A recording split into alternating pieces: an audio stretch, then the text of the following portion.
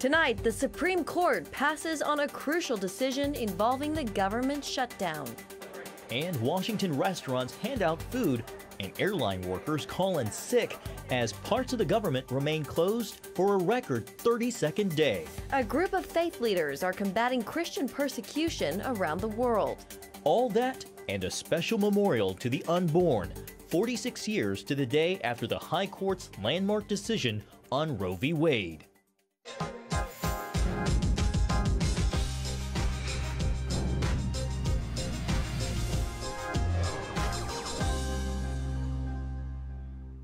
And welcome to Faith Nation. I'm Jenna Browder. And I'm John Jessup. Well, tonight, it looks like the Supreme Court won't be tipping the scales by stepping into the shutdown negotiations. That's because orders from the High Court today made no mention of the dispute over DACA, the Deferred Action for Childhood Arrivals program put in place by the Obama administration. The Trump administration had pushed for a quick hearing in hopes the president would be given the authority to end the program. It is the latest potential off-ramp to vanish as the way out of a 32-day standoff between the president and lawmakers. CBN News Capitol Hill correspondent Abigail Robertson joins us from the Hill with the latest on the freeze. Abigail? Thanks, Jenna. The president announced a proposal this weekend that would offer up to 700,000 DACA recipients temporary protection, as well as around 300,000 refugees in exchange for a border barrier. The Senate introduced the measure on Tuesday. It's a strong proposal. It's the only thing on the table. And later this week, we'll vote on it. Senate Majority Leader Mitch McConnell introduced legislation Tuesday that would wrap the president's proposed plan into a package to reopen the government. To reject this proposal, Democrats would have to prioritize political combat with the president ahead of federal workers, ahead of DACA recipients, ahead of border security, and ahead of stable and predictable government funding.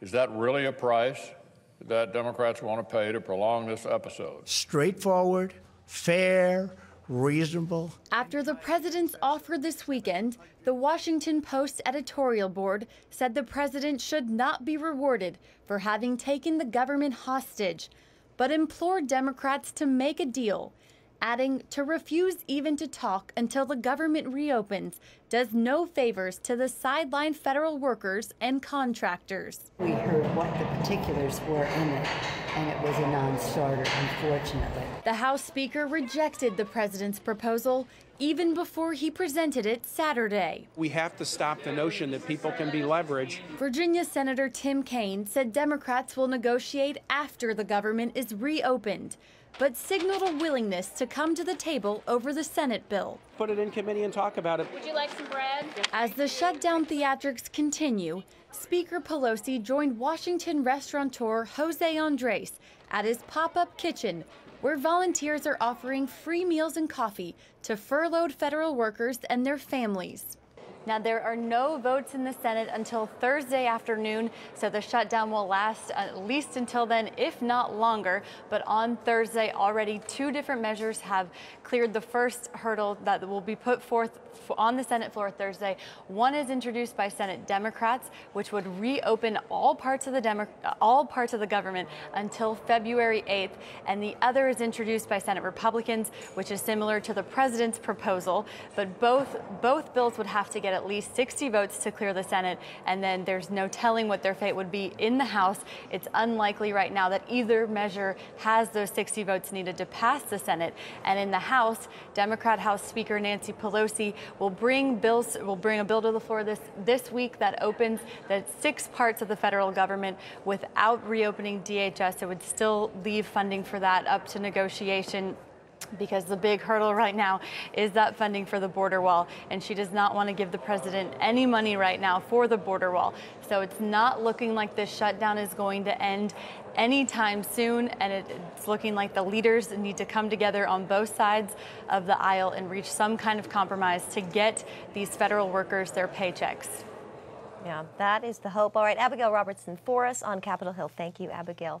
Well, the White House says it's not up to President Trump to reach out to Speaker Pelosi, but that the invitation to talk always stands. That said, there are still questions about what the two will do regarding next week's State of the Union. CBN White House correspondent Ben Kennedy joins us from the North Lawn. Ben, as of right now, it appears the president's speech is still on for next week and emphasis on for right now.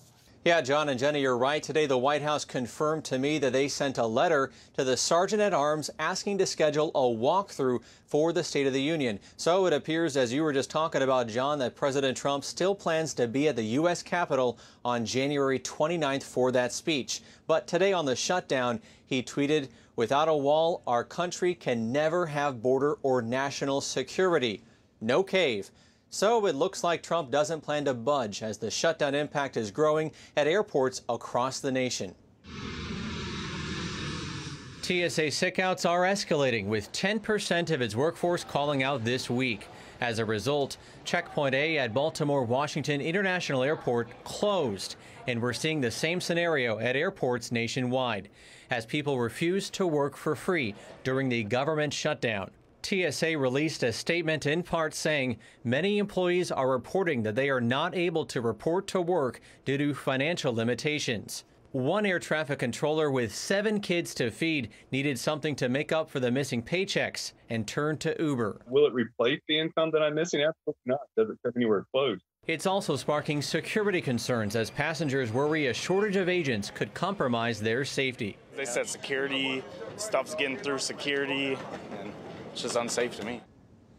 Now on Friday, TSA agents and nearly 800,000 federal workers will miss a second paycheck. Experts warn that if the shutdown lasts and the sickouts grow, air transportation could be affected in a much greater way, up to and including its own shutdown. John, Jenna? Ben, correct me if I'm wrong here, but during this entire shutdown, we have yet to have a press briefing from the White House. Yeah, John, you're right. Press Secretary Sarah Sanders has not provided an on-camera briefing for more than a month. President Trump reached out on social media to really set the record straight, saying the reason Sarah Sanders does not go to the podium much anymore is that the press covers her so rudely and inaccurately, in particular certain members of the press. I told her not to bother, and the word gets out anyway. Most will never cover us fairly, and hence the term fake news. Well, today, Deputy Press Secretary Hogan Gidley said that the briefing had not permanently ended. Now, guys, I get the White House Daily Guidance emails every night, and will, of course, keep you and our viewers posted when a briefing is, in fact, added. John, Jenna? All right, thank you, Ben. For us at the White House. Well, the Trump administration's ban on transgender military service will go into effect. The Supreme Court is temporarily reviving the White House policy while court cases proceed. The policy of barring transgender military service had been prevented under nationwide injunctions, but the court's 5 conservative justices all ruled that the restrictions can now go into effect while the legal battles continue. Well, more than a month after declaring ISIS defeated, and announcing a full and rapid withdrawal of U.S. forces, President Trump's timeline for pulling American troops out of Syria remains unclear. Over the weekend, the president paid his respects to the 4 Americans killed in last week's deadly bombing in Syria. ISIS claimed the suicide attack was a direct response to Mr. Trump's planned drawdown. Now, after missile attacks and counter airstrikes this week, there's growing concern that Israel and Iran appear to be inching closer to an all-out war in Syria with the impending absence of the U.S. military. And here with us now is David Adesnik, Director of Research at the Foundation for the Defense of Democracies. David, what do we know now? Do we know anything more about the troop withdrawal? Well, we know that some of the first equipment appears to be moving. The Pentagon has confirmed that the process is there.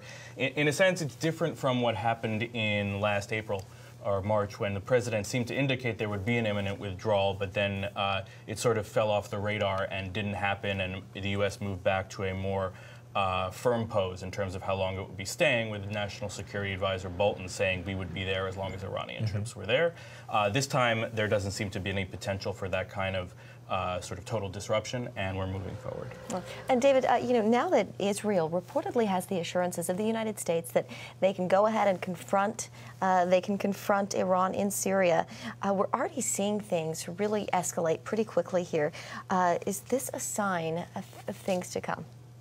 It may very well be, and there were some earlier signs in 2018 as well. Iran launched a drone into Israel, and a drone that later turned out to be armed. It was shot down by the Israelis. Several weeks after that, there was a rocket attack from Iranian sort of controlled areas within Syria. Of course, Iran and Syria are partners that hit Israel, and Israel retaliated.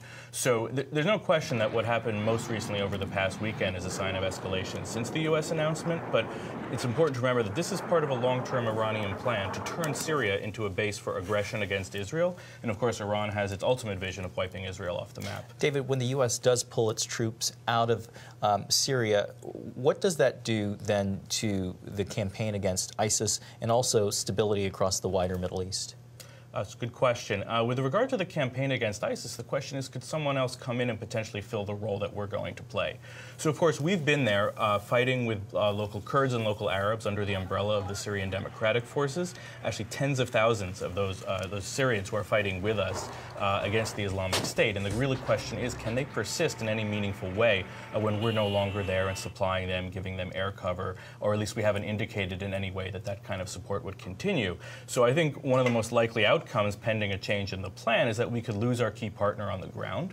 There's been some discussion of Turkey taking over the counterterrorism fight, but both in terms of capability and in terms of its willingness to take on that fight, I think there's a lot of serious doubt. Now, David, do you foresee a scenario where Iran and Israel could engage in a full-out war in Syria or even beyond Syria?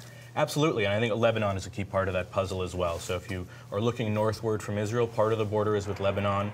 There's been something you might call an uneasy truce for the past decade or 12 years since the 2006 war between Hezbollah, the terrorist group in Lebanon sponsored by Iran and Israel. And there's a hesitation, definitely on the Hezbollah side, also on the Israeli side, to let that flare again, because it would be hard to keep under control. So we have a somewhat awkward situation where there is an active fighting between Israel and the terrorist forces across the northern border in Lebanon, but in Syria, you see Iran trying to create a situation where there's a second Lebanon and there isn't this kind of truce that applies.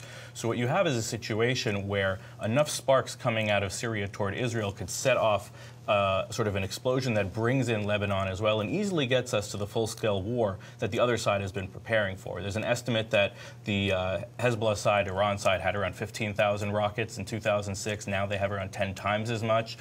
Perhaps the bigger concern, more than numbers, is actually the precision. Israel is a very small country, both in terms of numbers and in terms of land. With enough precision rockets, the ability to take out key infrastructure, refineries, air bases, and other things, as well as hitting civilian targets with unprecedented accuracy. That is why a northern war is so dangerous for Israel. David Adiznik with FDD, thank you so much for your time. My pleasure to be here, David. Well, a group of faith leaders is hoping to magnify its impact fighting Christian persecution. As Paul Strand reports, it's becoming an official nonprofit to mobilize every church and believer across the nation. The problem here in America, where we don't see that much Christian persecution, is we don't realize how bad it is in many places around the world, nor do we know what to do about it. That's why the chairman of Save the Persecuted Christians, or STPC, says the first crucial goal is just waking people up. Public awareness is very important. Remember, when Bill Clinton was president of the United States, public awareness was so big about Muslims being murdered and, Bosnia and all of that. The United Nations got involved. In order to grow that awareness, Butler's group is offering churches free banners and huge panels like these displayed here. Hopefully they will pressure their legislature. Whoever's in the White House is not going to matter. They're going to be involved with this. The United Nations get involved in this. Monitors estimate 245 million Christians face heavy persecution. But STPC's executive director says one group puts the numbers much higher. Aid to the Church in Need at the end of November said there's a $500 million. One speaker here called what's happening murder on a genocidal scale, and men aren't the hardest hit. We're very concerned about women. Women are doubly persecuted, first for being a woman and second for being Christian in so many of these countries. And in fact, 60% of the persecuted Christians are children. While skeptics may scoff at prayer, Butler says concerned Christians need to do it, quoting Galatians. Do good unto all men, but then it says especially to those of the household of faith. That starts with prayer. God moves because we pray, okay? And so, and that word especially there, when you read the Greek, means more important than anything else. Okay, is to pray for those people. So we must do it because they are the heart of God. STPC hopes to magnify its power by becoming an official nonprofit able to accept tax-deductible donations. And we're so excited to be able to grow this movement into something that is an irresistible force to come in behind our elected officials who want to move in this space and do something about the persecution of Christians around the world. We're looking forward for the average, particularly Christian, to really get involved in this matter. The message from here, your Bible, your brothers and sisters in Christ, and God all say we must do what we can for our persecuted brethren around the world. Paul Strand, CBN News, reporting from the National Press Club.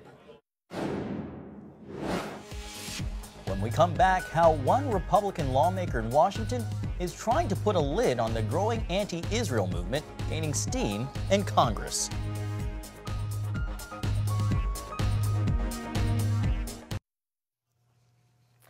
While parts of the government remain shut down, Senate Democrats are vowing to block any bill not related to government funding. That's right, Jenna, and that includes a proposed law called the Pro-Israel Strengthening America's Security in the Middle East Act. One Republican senator believes Democrats have another motive for preventing its passage.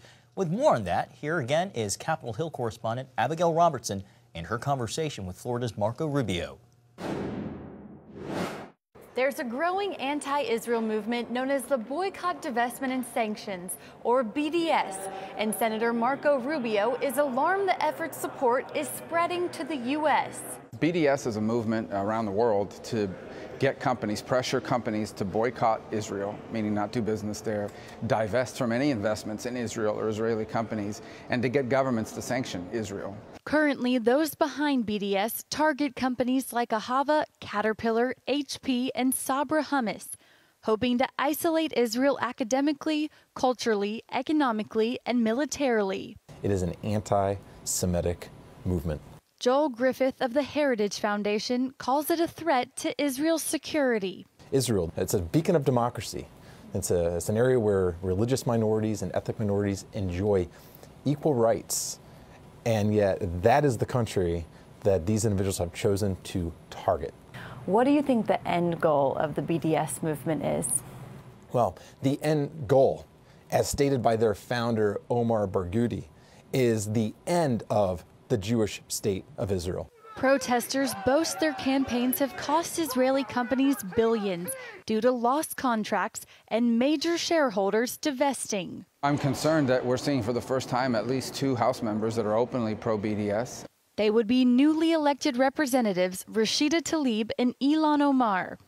Tlaib recently told The Intercept she believes the boycotts bring attention to issues like the racism and the international human rights violations by Israel. Senator Rubio included a Combating BDS Act in the first bill the Senate is taking up this year. We have a law that says that states and local governments can decide not to do any work, meaning no contracts for goods or services with companies that are boycotting or divesting from Israel. Democrats keep blocking it, however, saying they won't consider any bills unrelated to opening the government. Rubio thinks there's another reason. I think they're blocking it because they're afraid of radical elements in their own base. There's a growing group of people in the Democratic Party that are anti-Israel openly, and I think they're afraid of them. Senator Bernie Sanders and Representative Rashida Tlaib say Rubio's bill punishes Americans who exercise their constitutional right to engage in political activity.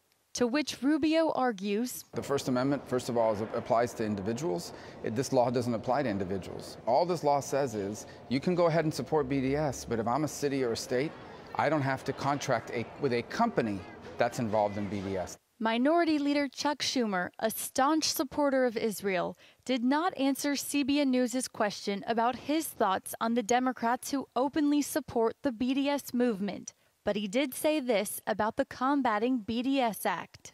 I am a co-sponsor, so I've supported it all along.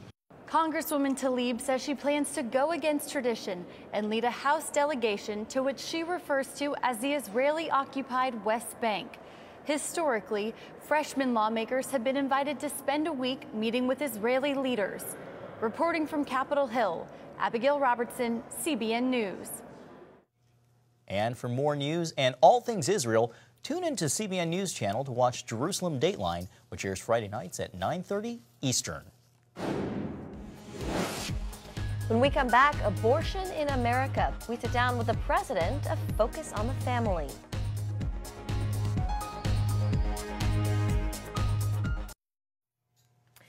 Today marks the 46th anniversary of Roe v. Wade, the Supreme Court case that legalized abortion in the United States. Since then, an estimated 60 million babies have been aborted. To mark the occasion, there was a Remembrance of the Unborn Memorial on the steps of the Supreme Court this afternoon. Liberty Counsel partnered with the National Pro-Life Center to place flowers on the sidewalk. Some of those flowers were then taken to a nearby Planned Parenthood facility. The abortion provider's annual report just came out. By the way, it shows last year Planned Parenthood performed more than 300,000 abortions. And another leading voice in the for the pro-life cause is Focus on the Family. I recently sat down with President Jim Daly to talk about one project that's especially close to his heart. All right, well, Jim, thanks so much for joining us. Welcome to Washington. It's great to be here. You know, this issue of life, obviously very important to Focus on the Family, one of the leading voices in this battle. Why is it important for all of you to be here for this March for Life? Well, I think that's solidarity to say we are standing for the preborn child, to say that that is a human being made in the image of God. And I think for tens of thousands of people to come to Washington and say we agree with this makes a statement to the culture that they are not forgotten. And I so appreciate the momentum right now. I think, you know, technology has really helped to prove that the baby in the womb is truly a baby in the womb. It's not just a blob of tissue. And I think more and more so the culture is understanding that. Now, speaking of technology, I know you all are getting ready to roll out your Option Ultrasound program. Talk about that. Yeah, it's a great program. It's actually been happening for about 14 years. We're going to up the game, so to speak, and put more machines around the country. But we've already placed about 800 machines around the country. It's resulted in over 425,000 babies being saved. And our goal is 1 million alive in 2025. And that's what we're going to try to do. So, you know, when people see these ultrasounds, they have a change of heart. Talk about just the psychology of that and how it really changes. It can be a 180 for someone who has this. Yeah, the numbers, they're, you know, anywhere from 60 to 70% of an abortion-minded woman, when she receives counseling and sees the ultrasound, actually uses that technology to see the baby in the womb, often sucking its thumb or waving its arms. She has a change of heart. 60 to 70% of the women that go in for an abortion. If they see the ultrasound, they will say, wait a minute, I don't want to do this. And I think that's all about information. And you know, I think that's the difference between the pro-life movement and the pro-abortion movement. We're more than willing to show a woman what is happening in her body. Planned Parenthood and other clinics typically will try to prevent her from seeing that shot. And abortions in recent years, the number is down. Talk about just in the context of history, where does the pro-life movement and the abortion issue stand right now today? Well, you know, the difficulty, so often we're looking at the numbers, staggering. 55 million children have been taken through abortion. It's the greatest catastrophic loss of human life in history. 55 million, it tops wars and combinations of wars.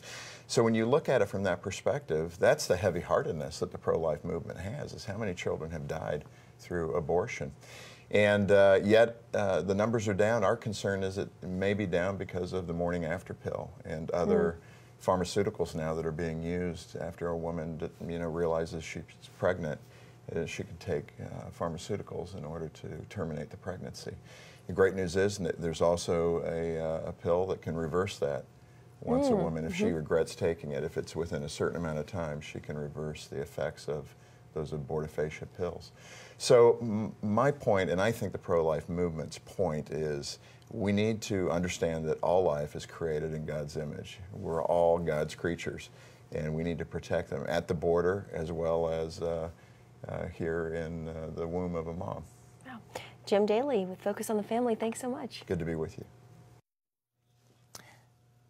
A timely interview. Well, that's going to do it for tonight's Faith Nation. Have a great evening.